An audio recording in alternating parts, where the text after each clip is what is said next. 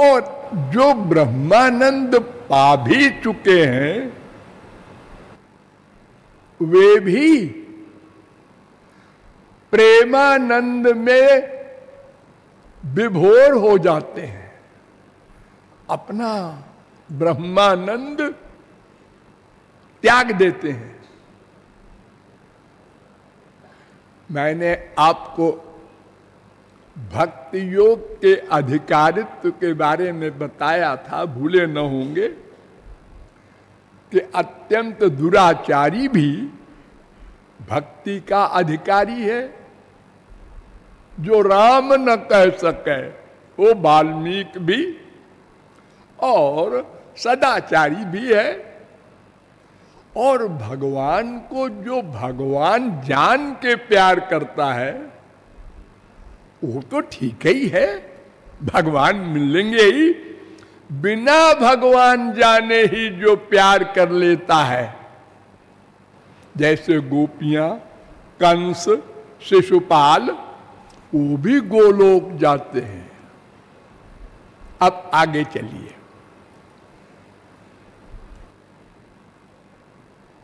संसारी विषयी भी भक्ति का अधिकारी है, और आत्माराम निर्ग्रंथ लोग भी भक्ति करते हैं।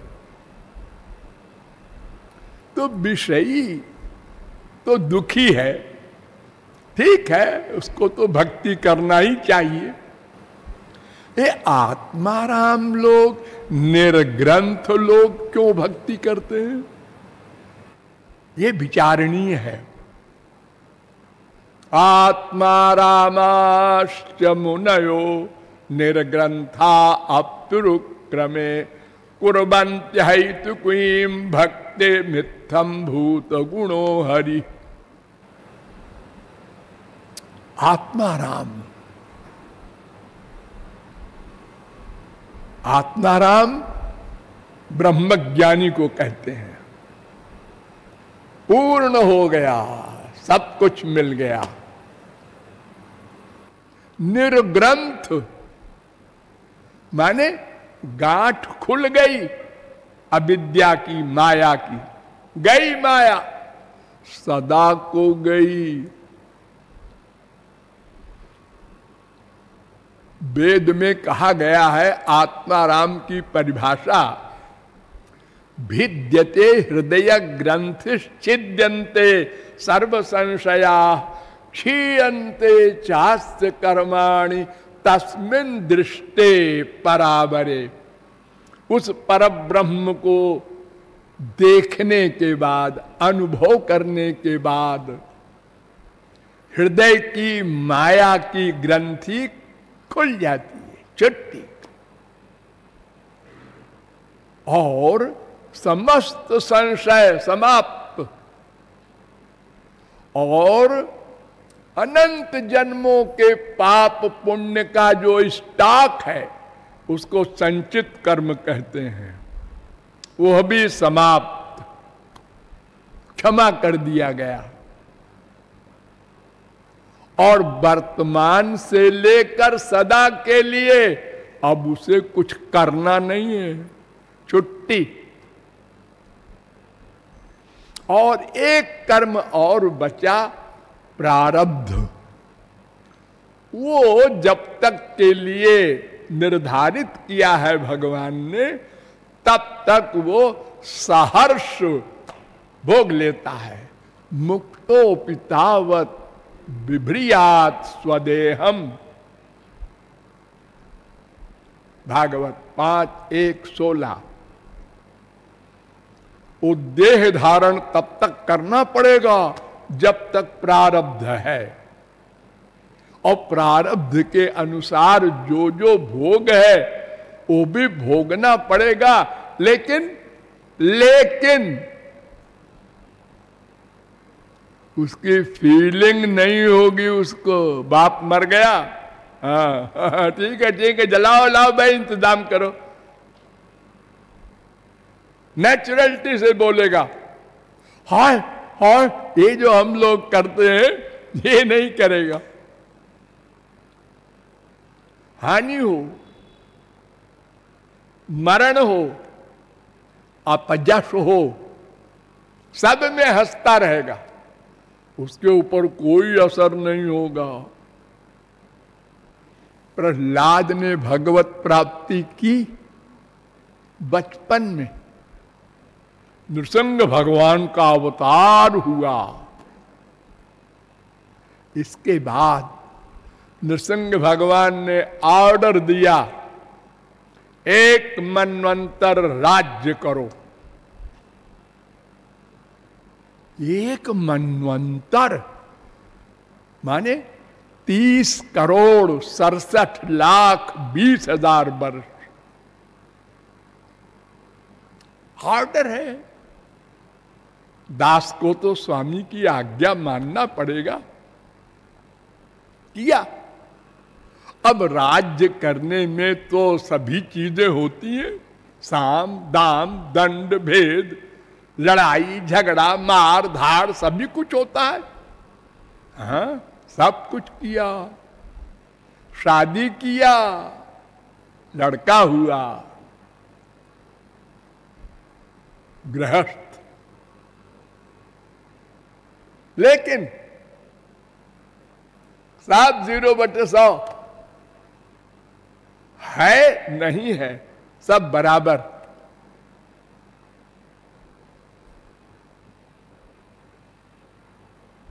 कहीं अटैचमेंट नहीं। एक बार एक देवी में प्रहलाद के लड़के की आसक्ति हो गई और उनके प्रहलाद के गुरु के पुत्र की भी आसक्ति हो गई उस लड़की में। अब दोनों लड़ गए। एक तो राजकुमार, सारी पृथ्वी के राजा थे प्रहलाद, उनका लड़का, और एक उनके गुरु का लड़का। अब उन दोनों ने कहा, भाई हम दोनों में जो बड़ा हो उसको ये लड़की मिले। आपस में समझौता हो गया।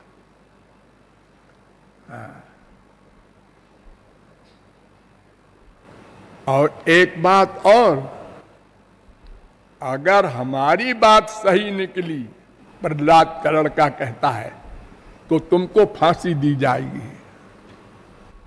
अगर ये सिद्ध हुआ कि मैं बड़ा हूं क्योंकि राजपुत्र हूं, और अगर तुम बड़े हो ये सिद्ध हुआ, तो मुझे फांसी पे लटका देना।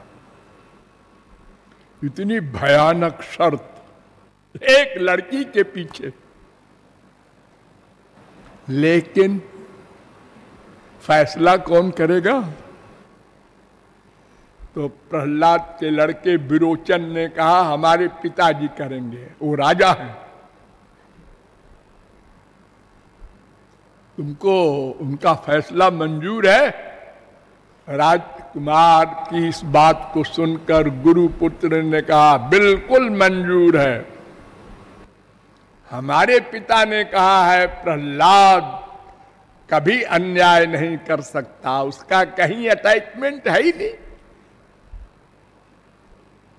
तुम ये तो नहीं कहोगे कि तुम उनके बेटे हो इसलिए तुम्हारे पक्ष में फैसला कर दिया? नहीं नहीं, कभी नहीं, हम सोच नहीं सकते।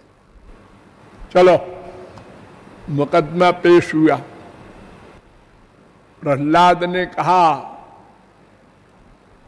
कि हमारे गुरुजी हमसे पूज्य हैं, इसलिए हमारे बेटा विरोचन गुरु के पुत्र से हार गया। गुरु पुत्र बड़ा है हमारे बेटे से। है, पकड़ लो, विरोचन को लटका दो फांसी पर। ऑर्डर। मुस्कुराते हुए, और इकलौता बेटा और राजा का बेटा।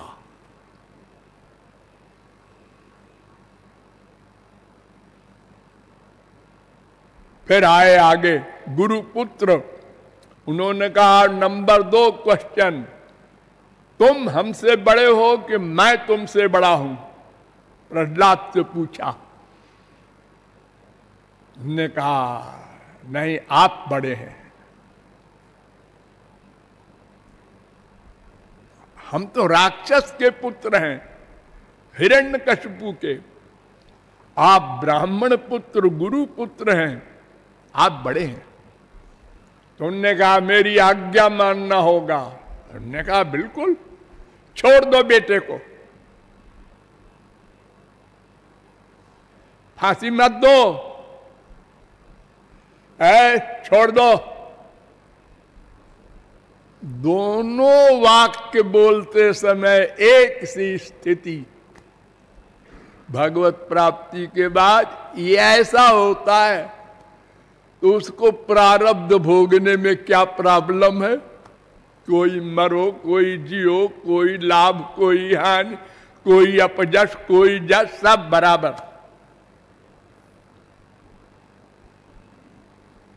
तो प्रारब्ध भोगना पड़ता है खुशी खुशी, भगवान का प्रसाद समझकर, और संचित भस्म हो जाता है और भविष्य के किसी कर्म का फल नहीं मिलता, क्योंकि वो अकर्ता हो गया।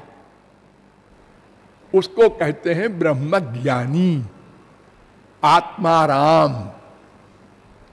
तो ये क्यों भक्ति करता है रामकृष्ण की? इसको तो अनंत आनंद मिल चुका, क्योंकि ब्रह्मानंद लिमिटेड आनंद नहीं होता और कभी समाप्त नहीं होता। अरे भगवान दो थोड़े ही है, वो श्री कृष्ण का ही रूप है ब्रह्म। फिर वो क्यों श्री कृष्ण की भक्ति करता है? क्या उत्तर दिया वेद व्यास ने? इत्थम भूत गुणो हरि।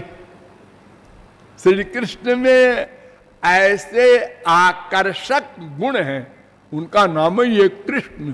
कृष्ण माने खींचने वाला, जो सबको खींच ले, और तो और अपने आप को भी खींच ले। विस्मापनम स्वस्य च सौभगर्धे। भागवत 3:2-12। अपने स्वरूप को देखकर आश्चर्य हो रहा है श्री कृष्ण को। रूपी देखी आपनार, कृष्णेर होय चमत्कार।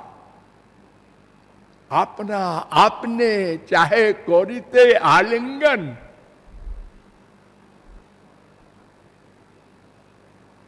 अपने का अपने ही आलिंगन करना चाहते हैं, इतने विभोर हो जाते हैं देखकर। तो फिर ये ज्ञानियों का जो निर्गुण निर्विशेष ब्रह्मानंद है, इसमें कुछ कमी है क्या? कहते तो हैं लेकिन समझ में नहीं आता। क्या कहते हैं? ब्रह्मानंदो भवे देश चेत परार्ध गुणीकृता, नैति भक्ति सुखाम बोधे परमाणु तुलामपि। भक्ति रसामृत सिंधु। अरबों ब्रह्मानंद को एक तराजू में रख दो तो वो प्रेमानंद के एक बिंदु के बराबर भी नहीं होगा।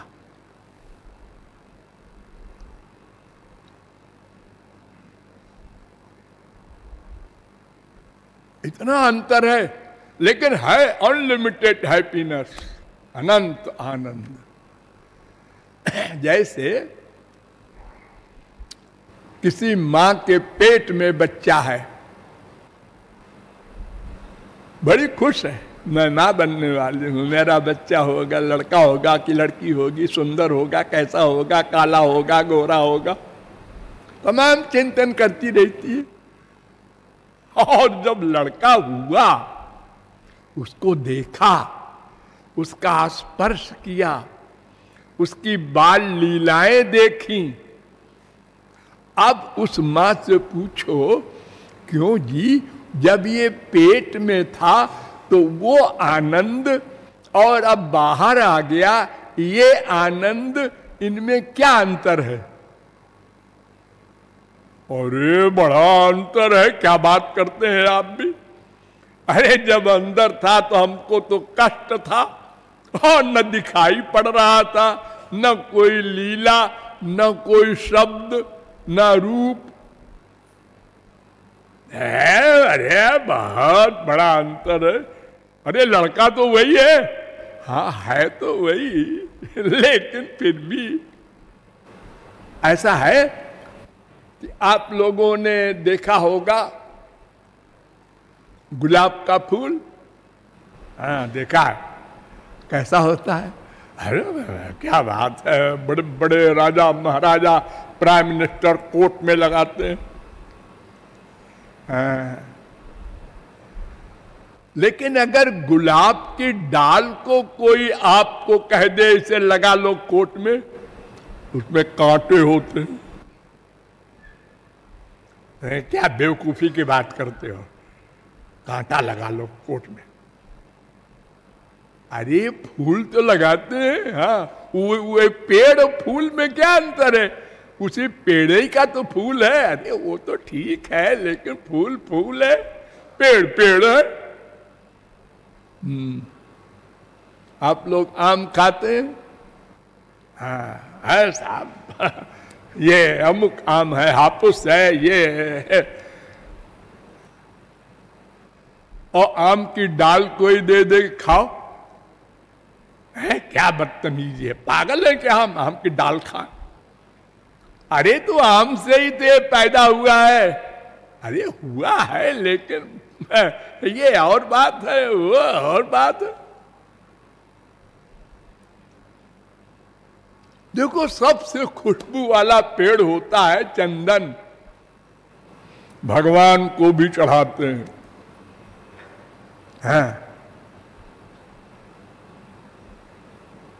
अगर चंदन में फूल होता तो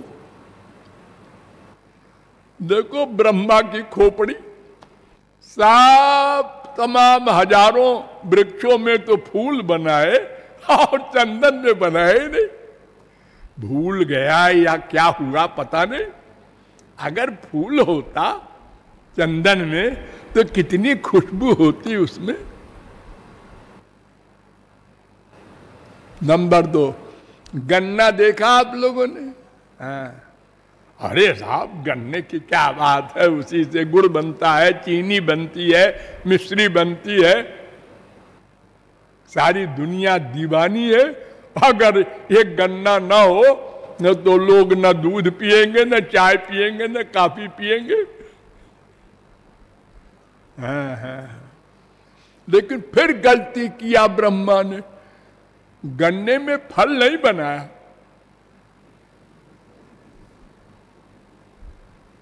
अगर गन्ने में फल बनाता ब्रह्मा तो जैसे आम के पेड़ से आम के फल में फर्क है, अंतर है, ऐसे ही होता, कितना मीठा होता वो फल। बस ऐसे ही अंतर है निराकार ब्रह्मानंद और साकार प्रेमानंद में। वो दो नहीं है एक। प्रूफ अब हम आपको ले चलते हैं परमहंसों के पास। ऐसी पर्सनैलिटी जिसको ब्रह्मानंद भी मिला हो, प्रेमानंद भी मिला हो, वो प्रमाण बनेगा कि हाँ साहब ब्रह्मानंद से बहुत फर्क है प्रेमानंद में। हमारे कलयुग में सबसे बड़े ज्ञानी हुए हैं जगत गुरु शंकराचार्य जी। 2500 वर्ष पहले इन्होंने ये सिद्ध किया कि ब्रह्म निर्गुण निराकार ही होता है और वही असली आनंद है। भाष्य में ये लिखा। लेकिन स्वयं ने क्या किया प्रैक्टिकल? काम्योपासनयार्थयन्त्यनुदिनं किंचित फलम स्वेप्सितम् केचित स्वर्गमथावपवर्गम परे योगादि यज्ञादि भी अस्माकं यदुनन्दनाघ्रिजुगलध्यानावधानार्थिनां किम लोकेन दमेन किम नृपतिना स्वर्गापवर्गैश्च किम। अब बहुत से भोले भाले लोग स्वर्ग के लिए प्रयत्न करते हैं, बहुत से सिद्धि उद्धि चाहते हैं, योग करते हैं, बहुत से लोग मोक्ष के लिए ज्ञान का अवलंब लेते हैं। मैं अब ये सब कुछ नहीं करता। हे, क्या करने ले बोलने लगे तुम? हाँ, मैं क्या करूंगा? मैं तो यदुनंदन के पादार बिंद के मकरंद का भक्त बनूंगा,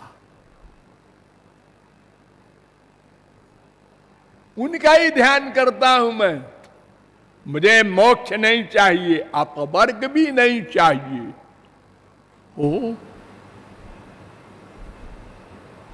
शंकराचार्य कह रहे हैं,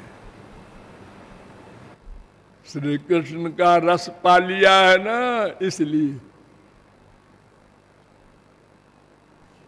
अपनी मां को भी श्री कृष्ण भक्ति का उपदेश दिया और कहा, अरे भाई देखो, और बात तो छोड़ दो माया वाया जाने की, अंतःकरण की शुद्धि भी नहीं हो सकती श्री कृष्ण भक्ति के बिना।